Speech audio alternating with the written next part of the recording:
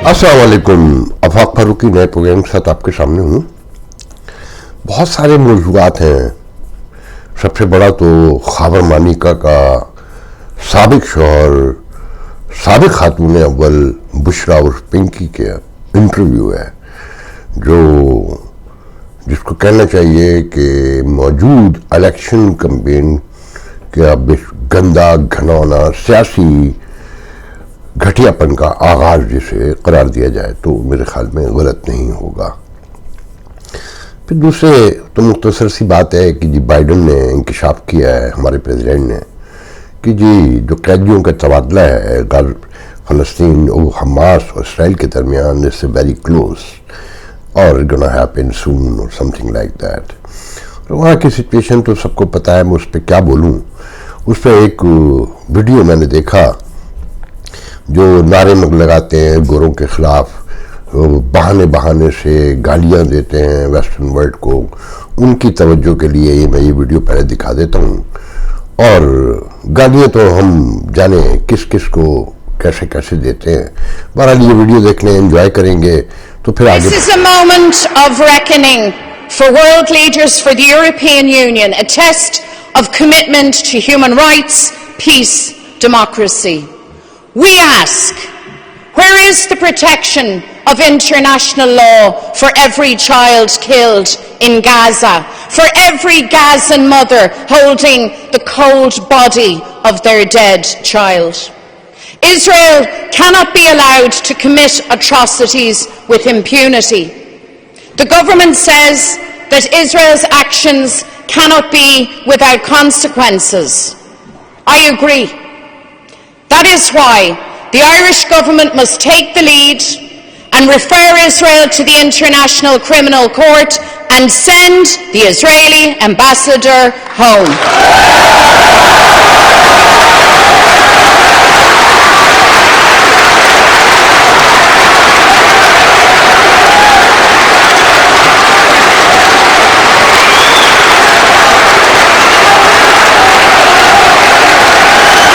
आपने देखा कि जी किस इल्ज़ामात के तहत सफ़ीर को अपने वापस बुलाने और इसराइल के सफ़ीर को वापस भेजने का ऐलान किया गया, और कितने बड़े क्राउड में किया गया। हमारे यहाँ तो सिर्फ गालियाँ दी जाती हैं, ह्यूमैनिटेरियन उसको फ्रॉड समझा जाता है वेस्टर्न वर्ल्ड के। अब तो सभी मतलब पूरे अमेरिका में कोई बता रहा था कि लम्स में कहाँ दिवाली जब मनाई जा रही थी बड़े पैमाने पर।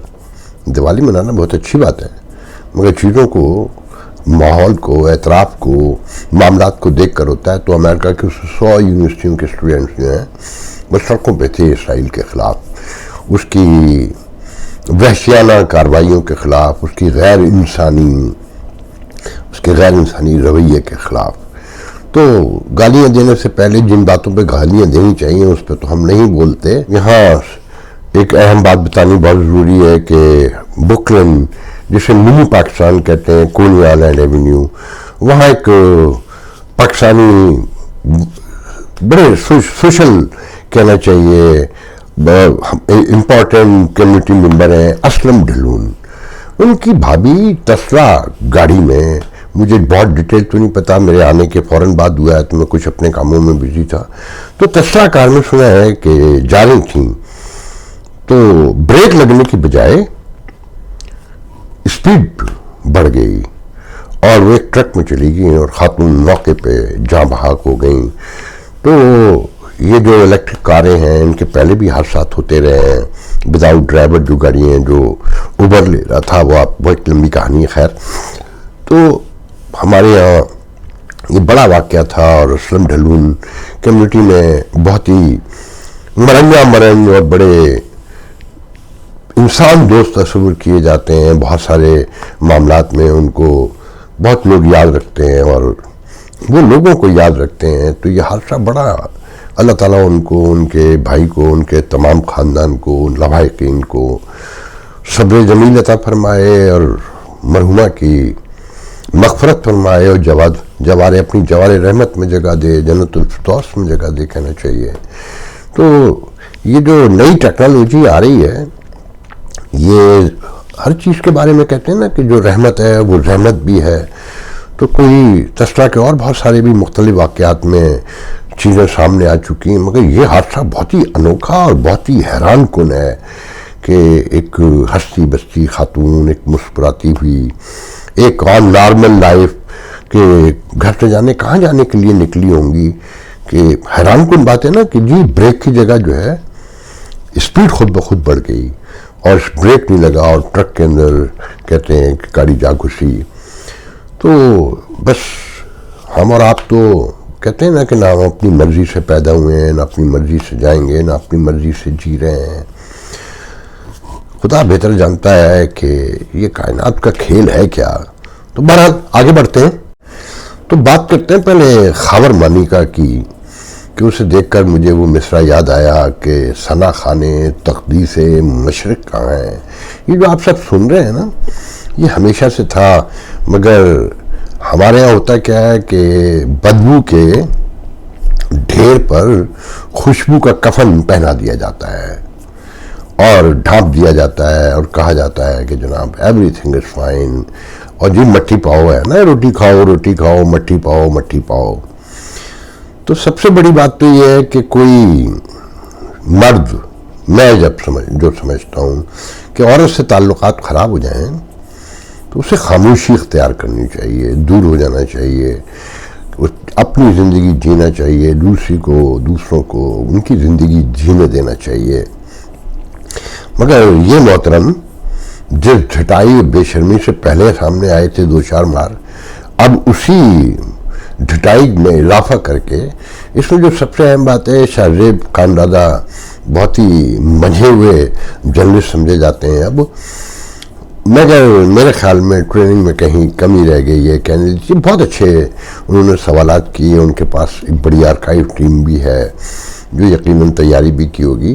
مگر اگر جن لوگوں نے وہ انٹرویو دیکھا ہے، 3 مواقع ایسے آئے جہاں پر یہ بات سامنے آ سکتی تھی کہ پنکی صاحبہ کی جو شادی ہے وہ طلاق سے پہلے ہو گئی تھی. 3 بار کہ وہ بار بار یہ کہہ رہے تھے، اس کا ثبوت بھی ہے کہ وہ بار بار کہہ رہے تھے کہ جب ہمیں تو شادی کی خبر جیو سے پتہ چلی، ہماری طرف سے تو وہ اس وقت اپنے گھر، اپنی ماں کے گھر جا کر بیٹھ گئی تھیں اور ہمارے ٹچ میں تھیں. میں 2 بار پہلے بھی جا چکا تھا کہ چلو ہن گھر چلو اور چھڑ، اور مگر جب اس نے کوئی جواب نہیں دیا کہ وہ گردن اس میں گھٹنے میں دے کر بیٹھ گئی تو میں غصے میں اٹھ کر چلا آیا. تو 3 موقع سے آئے. پھر ان کے بیٹے کا اپنا ویڈیو ہے، یاد ہوگا آپ کو، کہ ہماری ماں نے شادی نہیں کی، اور وہ یہ کہہ بھی رہا ہے کہ ہمارے بچوں کو کوئی بات پتہ نہیں تھی اور سب سمجھ رہے تھے کہ جی نانی کے گھر گئی ہیں. بچوں کو یقیناً اندازہ تو ہوگا. اور پھر محترم کی خود کی اس وقت کی ویڈیو جو دکھائی بھی کہ وہ ایک پاک باز عورت ہے، اور میں اس کی پاک بازی کی قسم کھا سکتا ہوں کہ وہ دنیا میں سب سے اکلوتی پاک باز ہے. اور خان صاحب بڑے اچھا، یہ مینیج انٹرویو تھا کہ جب وہ کہا تھا کہ ہمیں تو پتہ ہی نہیں تھا کہ شادی ہو گئی ہے، اور ہماری طرف سے تو وہ گھر گئی نہیں تھی اپنی ماں کے گھر، کہ وہ پہلے اسلام آباد میں رہ رہی تھیں یا لاہور میں رہ رہی تھیں، خان صاحب سے چھپ چھپ کے مل رہی تھیں، راتوں کو جا رہی تھیں. تو جس پر محترم کہتے ہیں میں ناراض تھا جب وہ بار بار یہ کہہ رہا تھا کہ ہمیں تو آپ نے بتایا.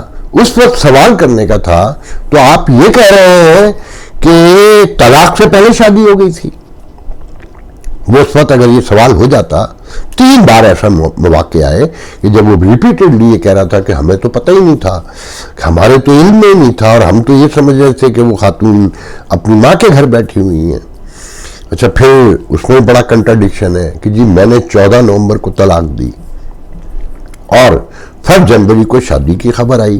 جب شادی کی خبر آئی تو سوال یہ بنتا تھا کہ آپ نے وہ ویڈیو کو دکھایا گیا کہ جس میں کہہ رہے ہیں کہ آپ بڑی پاک باز، بڑی پاک دامن بی بی ہیں اور میں ان کی پاک دامنی کی قسم کھا سکتا ہوں، اور سم تھنگ لائک دیٹ.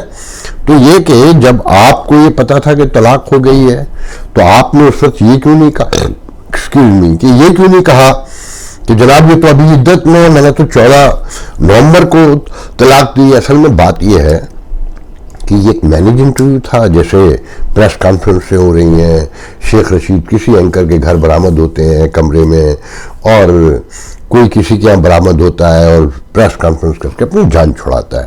تو یہ پریس کانفرنس کروائی گئی تھی، گو کہ یہ بھی میں نے سوال تھا کہ 2 بار پوچھا گیا کہ آپ پہلے ڈر کے مارے نہیں بولے تھے یا آپ ڈر کر بول رہے ہیں. تو اس میں سب سے اہم بات یہ ہے کہ ایک آدمی اپنے منہ سے کہہ رہا ہے کہ وہ رات کے آخری پہر میں 2-2 3-3 گھنٹے ٹیلی فون پہ بات کرتی تھیں اور ہمیں مرشد بتایا جاتا تھا اور مرید بتایا جاتا تھا اور میں نے ایک دن گھر سے نکلوا دیا.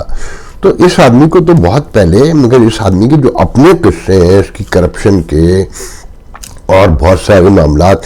اچھا پھر جب ایک موقع پہ کہتا ہے کہ جی میری چھوٹی بیٹی تو اب بھی تکیے سے سر لگا کے روتی ہے، اسی دوران اس آدمی نے شادی کر لی اور بہت ساری چیزیں تھیں. مگر ایک بات طے ہو گئی کہ آپ لوگ، ہم لوگ، یہ واقعہ میں نے پہلے بھی یہ بات کی ہے کہ کسی غریب بستی میں ہوا ہوتا، کسی غریب عورت نے 5 بچوں کی ماں نے کسی غریب مرد سے شادی کر لی ہوتی تو آپ لوگوں نے قرآن کھڑا کر دینا تھا.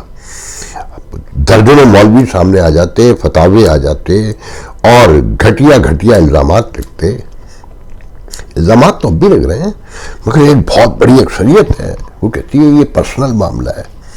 میں بہت کچھ جانتا ہوں مگر میری شرم، میری حیا اجازت نہیں دیتی. میں اراؤنڈ کے بہت سارے لوگوں کو جانتا ہوں اور بہت قریب سے جانتا ہوں. مگر بات ساری یہ ہے کہ دیکھیں اب جواب وہاں سے بھی آئے گا. وہ مشہور ہے نا کہ جب عورت غصے میں ہو، عورت جذباتی ہو، عورت بھوکی ہو، عورت اشتعال میں ہو یا عورت خوشی میں ہو یا سانس لے رہی ہو تو اس کے منہ نہ لگو. بھائی تو جس انداز سے منہ لگے ہیں اس سے اندازہ لگا لیں کہ اب جوابی کارروائی کتنی خوفناک ہوگی اور کیا نیا گند کھلے گا. اس کا مقصد ہی یہ تھا کہ اس گند کو بڑا کریں. اچھا پھر اس کا ایک مذہبی پہلو ہے کہ جو تحریک انصاف کے عام لوگ، جو پورا پاکستان تو مذہبی ہو چکا ہے، آپ کو معلوم ہے، جزاک اللہ، سبحان اللہ، الحمدللہ، جمعہ مبارک، منڈے مبارک، ٹیوزڈے مبارک سے شروع ہوتا ہے. ان کے نزدیک تو یہ بہت سنگین واقعہ ہو چکا ہے اب یہ. مگر پی ٹی آئی کے ٹرولر، ان کو پتہ ہے کہ اس کا کاٹ کیسے کرنا ہے، اس کی جوابی کارروائیاں کیسے کرنی ہیں اور اس میں نئی چیزیں کیسے لانی ہیں. اب یہ گن نواز شریف خاندان تک جائے گا، آپ یاد رکھیے گا. وہ تو خان صاحب نے تو ویسے ہی نہیں چھوٹنا. دیکھیں آپ لوگوں کو یاد ہوگا سب سے پہلے ان پروگرام میں بتایا تھا کہ خان صاحب ہر کیس سے چھوٹ سکتے ہیں، سائفر کیس میں نہیں چھوٹیں گے کیونکہ وہ 2 ملکوں کے ملزم ہیں، 2 ملکوں کے بڑے ملزم ہیں. اور اب تو یہ بھی کہا جا رہا ہے کہنے والے کہ جی خان صاحب کو سزائے موت سنائی جائے گی یا عمر قید سنائی جائے گی، اس میں جو ہنگامے ہوں گے اس کا سہارا لے کے الیکشن ملتوی کیے جائیں گے. اچھا میں کہتا ہوں کہ الیکشن تو ملتوی، پہلا یہ پروگرام ہے 2 سال، مجھے آج تک یاد ہے کہ سوات میں جو پہلا مظاہرہ ہوا تھا طالبان کے خلاف، جب طالبان دوسری باری اب انٹر ہوئے ہیں اور فوجیوں کو اور پولیس والوں کو بندی بنایا تھا، اس وقت میں نے کہا تھا کہ اس ملک میں انتخابات نہیں ہو سکتے. اب یہ ناممکنات میں سے انتخابات ہوں گے تو بڑی خونریزی ہوگی اور بڑے مسائل کھڑے ہوں گے اور سنگین. دیکھیں صورتحال مجھے نہیں پتہ کتنا سچ ہے کہ اگر ایک ملک کا آرمی چیف اپنے ہی ہیڈ کوارٹر میں بلڈ پروف کے پیچھے سے کھڑا ہو کر خطاب فرماتا ہے تو حالات کی سنگینی کا اندازہ ہے آپ کو. اگر یہ سچ ہے، جیسی تصویریں چھپی ہیں ٹویٹر پہ، کیونکہ بہت سی چیزوں کے بارے میں یقین سے نہیں کہا جا سکتا مگر بہت سے لوگ کنفرم کرتے ہیں کہ یس اٹ واز ہیپن اور یہ علماء سے کوئی خطاب تھا محترم کا، تو اس وقت یہ ہوا. تو آپ اس کا اندازہ لگائیں. میں تو یہ بھی کہتا ہوں کہ نواز شریف بھی خدا نخواستہ کوئی حادثہ ہو سکتا ہے ان کے ساتھ، بلاول کے ساتھ بھی ہو سکتا ہے، اور عمران خان کو اگر سزائے موت سناتے ہیں اور جو رشتے کے لوگ کہہ رہے ہیں کہ جی وہ ڈیل لے کر باہر نہیں گئے تو انہیں لٹکا دیں گے، تو اس کا بہانہ بنا کے الیکشن رک جائیں گے. الیکشن رکنے اب وہ کون سا سنگین واقعہ ہوگا، کون سا بڑا واقعہ ہوگا، اس میں سے کیا ہوگا یا اس سے کچھ انوکھا اور ڈیفرنٹ ہوگا، مگر الیکشن رکیں گے. تو بات ساری یہ ہے کہ جو حالات بن چکے ہیں اس میں اس طرح کے انٹرویوز کا آنا اور اس طرح کی چیزیں یہ بڑی بظاہر تو کامن باتیں ہیں، مگر آپ یہ دیکھیں کہ جو مغرب کو گالیاں دیتے ہیں اور الزامات لگاتے ہیں، دیکھیں مغرب میں ہمارے یہاں یہ مایوب بات ہے نا، شادی ٹوٹ جانا اور لڑکی کا اپنے طور پہ چلا ہے. ہم ایک سماج کے لوگ ہیں، بندھے ہوئے ہیں سماج سے، جن چیزوں کو کوئی برا نہیں سمجھتے مگر برا ماننا پڑتا ہے، کیونکہ ہم نے اسی سماج میں زندہ رہنا ہے، انہی سے انٹریکٹ کرنا ہے، انہی کے ساتھ رہنا ہے، کھانا ہے. ہم سامنے بات نہیں کرتے ہیں، ہم پیچھے بات کرتے ہیں. اور ویسٹرن ورلڈ کو تو گالیاں اس بنیاد پہ دیتے ہیں، مگر یہاں یہ بڑی نارمل سی بات ہے. 5 بچوں کے لیے 7 بچوں کی ماں بھی طلاق لیتی ہے. میں 70 سال کی عمر کی عورتوں اور مردوں کو جانتا ہوں، انہوں نے طلاق لی ہے. پھر وہ نائس وے میں ملتے بھی ہیں، پارٹی بھی کرتے ہیں، مگر الگ رہتے ہیں، اپنے معاملات اپنے اپنے ڈیل کرتے ہیں. میں تھوڑا سا لوکل پالیٹکس جو پاکستان سے ریلیٹ کرتی ہے، عجیب طرح کی خبریں ہیں. دیکھیں ویسٹرن ورلڈ کے رہے ہوئے لوگ ہیں، یہ عمران خان کی بہنیں، کہ پڑھ کے یقین نہیں آتا کہ سائفر کیس میں ہم ڈونلڈ لو کو انڈر سیکریٹری ہیں جن پر الزام ہے سائفر کا، کہ ہم علیمہ خان فرماتی ہیں کہ ہم ڈونلڈ لو کو امریکہ میں سو کریں گے، اور انہوں نے یہ الزام ہماری حکومت ختم کروائی. عقل کام نہیں کرتی کہ یہ اقتدار کے لیے یا اپنے نمبر بنانے کے لیے لوگ ہمارے کہاں تک چلے جاتے ہیں اور کیسی اسٹوپڈ باتیں کرتے ہیں کہ ڈونلڈ لو نہ آپ کے سائفر سے پروف ہوتا ہے، اور آپ کی اسٹیبلشمنٹ، آپ کے سپریم کورٹ، آپ مطلب سارے ادارے اس بات کو تسلیم کرتے ہیں. اور جو کونسل ہے مشترکہ کونسل مفادات کی، اس نے تسلیم کیا، جہاں یہ بیٹھ کر سینسیٹیو فیصلے ہوتے ہیں، وہاں بتایا گیا کہ نہیں جناب یہ ایسی کوئی چیز نہیں ہے. جو سفیر تھا اس وقت کا، جو اب ریٹائر ہو گیا ایز اے سیکرٹری خارجہ، ڈاکٹر اسد مجید، اس نے بھی کنفرم کر دیا کہ نہیں جناب تھریٹ، انہیں گفتگو تھی مگر ایسا کوئی تھریٹ نہیں تھا. اچھا پھر ہوتا بھی تو ڈونلڈ لو نے کیا ہوگا؟ سوچنے کی بات ہے کہ پورا آپ اسٹیٹ ڈپارٹمنٹ کو لے جائیے. اچھا پھر آپ کون، چاچا خام خواہ؟ تو بات یہ ہے. اچھا پھر اب یہاں مذاق بن رہا ہے لوگوں میں کہ جناب اب یہاں پر سجاد برقی کو، جانی بشیر کو اور منیر کھٹانہ کو میسیجز آ چکے ہیں کہ جناب چندہ جمع کریں، ڈونلڈ لو کو سو کرنا ہے. تو وہ سو کرنے کی قیمت ہے، بڑے بڑے وکیل کرنا پڑیں گے. اور اس کے بعد سے جو مظاہرے وغیرہ بند ہو گئے ہیں، آج کل سب ٹھنڈے پڑے ہیں، گھروں میں آرام فرما رہے ہیں، وہ چندے سے بھاگ رہے ہیں. کتنا چندہ جمع کریں؟ اب تو لوگ جو اسرائیل سے فنڈنگ سے لے کر جو ساری چیزیں آئی ہیں، اب تو شوکت خانم کے چندے کے لیے بھی مسائل کھڑے ہوں گے. مگر دیکھیں دکھ کی بات یہ ہے کہ ہماری عوام کتنی بے وقوف ہے، اور یہ سیاستدان، ان کے گھرانے، ان کے لوگ کتنا انڈر اسٹیمیٹ کرتے ہیں یا اوور اسٹیمیٹ کرتے ہیں یا پراپر اسٹیمیٹ کرتے ہیں. میں وہ نہیں کہہ سکتا کہ ڈونلڈ لو کو سو کریں گے. مطلب یہ خاتون یہاں امریکہ میں رہ چکی ہیں، ابھی بھی گھر بھی ہے، اور جہاں تک میری معلومات ہیں یہ شوکت خانم کے جتنے فنڈ ریز ہوتے ہیں اس میں یہ وی وی آئی کے طور پہ شو ہوتی ہیں. میں اس کہانی میں نہیں جاؤں گا. وہ جو 60 کروڑ ارب روپے ان کے پاس سے نکلے، جو سپریم کورٹ میں کیس آیا، جو سلائی مشین کی کہانی ہے، یہ سارا پیسہ جتنا بھی جمع ہوا ہے یہ وی وی آئی، یہ ایک پورا یہاں کی ایک چیریٹی کی ایک پورا سسٹم ہے کہ جی مارکیٹنگ کے کتنے پیسے ہوں گے، وی وی آئی پی جو آئے گا ڈگنیٹی اس کو کتنا پرسنٹ ملے گا، وینیو کا کتنا خرچہ ہوگا، اور جو مینج کر رہے ہیں ان کا کیا خرچہ ہوگا. ایک پوری لمبی کہانی ہے. اور پاکستان میں تو میں آپ کو 100 بار بتا چکا ہوں کہ 99% چیریٹی مکمل فراڈ ہے. ابھی کسی صاحب نے پوسٹ لگائی ہوئی تھی کہ کسی بچی نے منیر کے کسی اسکول میں کراچی میں ایک پینٹنگ بنائی، غزہ کے بچوں کو پینٹ کیا، ان کے جو حالات ہیں اس وقت اللہ تعالیٰ ان پہ رحم کرے، ان پہ کرم کرے، اور انسانوں کو توفیق دے کہ وہ انسانوں کی توقیر کرنا سیکھیں. تو محترم جناب سی ڈی سی جو مشہور چیریٹی ہے، ظفر عباس صاحب نے اس بچی کو 2 لاکھ یا 5 لاکھ روپے گفٹ دے دیے تحفے میں کوئی اس سے پوچھتا ہے تیرے باپ کے پیسے ہیں تو گفٹ کر رہا ہے، چیریٹی پہ تو روٹی کھاتا ہے، چیریٹی پہ تو کپڑے پہنتا ہے، لوگوں کے مانگے تانگے تو گاڑی چلاتا ہے، تو یورپ گھومتا ہے، اور تعریفیں لینے کے لیے تو اس چیریٹی میں سے پیسے گفٹ بھی کرتا ہے. لوگوں نے تجھے گفٹ کرنے کے لیے تو پیسے دیے نا. تو بات یہ ہے کہ جناب یہ پورا سسٹم ٹوٹ چکا ہے، پورا نظام ٹوٹ چکا ہے، اخلاقیات ختم ہو گئی ہیں. اور یہ جو خاور مانیکا کا جو پورا کیس ہے نا، اگر اسے اسٹڈی کریں تو یہ ثنا خانیں جو تقدیس مشرق ہیں ان کے منہ پہ اصل میں تھپ پڑا ہے. اسے اسٹڈی کر کے دیکھیں تو آپ کو اپنا پورا کلچر پتہ چلے گا کہ درود خانہ کیا کچھ ہوتا ہے اور کیسے کچھ ہوتا ہے، کہ اشرافیہ کا کلچر، اس کی اخلاقیات، اس کی تہذیب و تمدن بالکل الگ ہے، عام آدمی کی بالکل الگ ہے.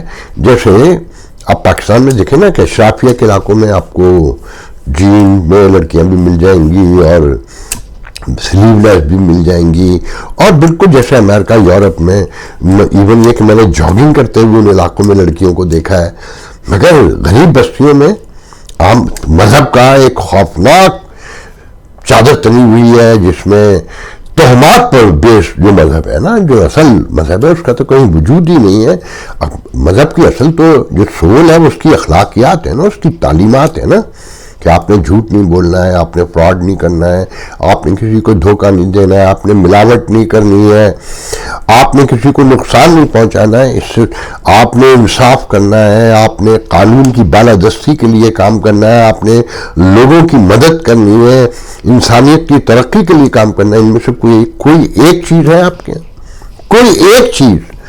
دیکھیں میرا کہنا یہ ہے کہ یہ ریاست مکمل فارغ ہو چکی ہے. پھر جیسے اکثر کہا کرتا ہوں نا کہ تشدد کے جواب میں ریاست کبھی تشدد نہیں کرتی. ملیٹنسی کو ختم کرنے کے لیے انصاف اور قانون جو ہے نا وہ آگے آتے ہیں، وہ اپنا کردار ادا کرتے ہیں. جب ریاست تشدد کرنے لگے جیسے اسرائیل کر رہا ہے اس وقت، تو پھر معاشرہ بکھرتا ہے، پھر انتشار پھیلتا ہے، پھر تشدد ہی تشدد ہوتا ہے. جیسے دنیا کو ڈر ہے نا کہ اس وقت کوئی تھرڈ ورلڈ وار نہ ہو جائے، پوری انسانیت اس کی لپیٹ میں نہ آ جائے اس فلسطین اور اسرائیل کی جنگ میں اور اسرائیل کے رویے کے باعث. تو آپ کے معاشرے میں اس وقت اخلاقیات کا مکمل جنازہ اٹھ چکا ہے. جو چیزیں میں نے بیان کی کہ مذہب کی اصل تعلیم کیا، ان میں سے کوئی ایک چیز آپ کہہ سکتے ہیں کہ معاشرے میں موجود ہے، اسپیشلی اجتماعی شکل میں. انڈیویجولی ہم ایک دوسرے کے لیے بہت ہیلپ فل ہیں، بہت مددگار ہیں، بہت ایک دوسرے کے لیے درد رکھتے ہیں. مگر جہاں اجتماعیت آتی ہے، مثال کے طور پہ آپ میری مدد کر دیں گے اگر میں مشکل میں ہوں گا، میں آپ کی کر دوں گا. مگر جب میں کاروبار لے کر بیٹھوں گا تو وہاں کوئی انسانی اصول، کوئی تہذیب، کوئی تمدن، کوئی مذہب، کوئی کلچر، کوئی سوشو پولیٹیکل نارمز میں اس کا خیال نہیں کرتا کہ بس میں نے تو پیسے کمانے ہیں، اور جو مجھ سے لینے آیا ہے، جسے میں یہ اپنا سودا بیچ رہا ہوں، اس سے میرا کیا لینا دینا ہے. ایون ان سے لینا دینا ہوتا ہے انہیں بھی ہم تھوک لگا دیتے ہیں، انہیں بھی چونا لگا دیتے ہیں. تو پہلی بات تو یہ ذہن میں رکھیں کہ اب یہ طے ہوتا جا رہا ہے کہ الیکشن نہیں ہوں گے، اور یہ جو نگرانوں کا رویہ ہے، جس طریقے سے وہ روزانہ پروجیکٹ کے اعلان کرتے ہیں، اس سے آپ کو لگتا ہے کہ انتخابات ہوں گے. اور اس سچویشن میں اگر انتخابات ہو گئے تو آپ سمجھتے ہیں کہ اس کے کوئی نتائج نکلیں گے اور اس سے کوئی معاشرے کو فائدہ ہوگا.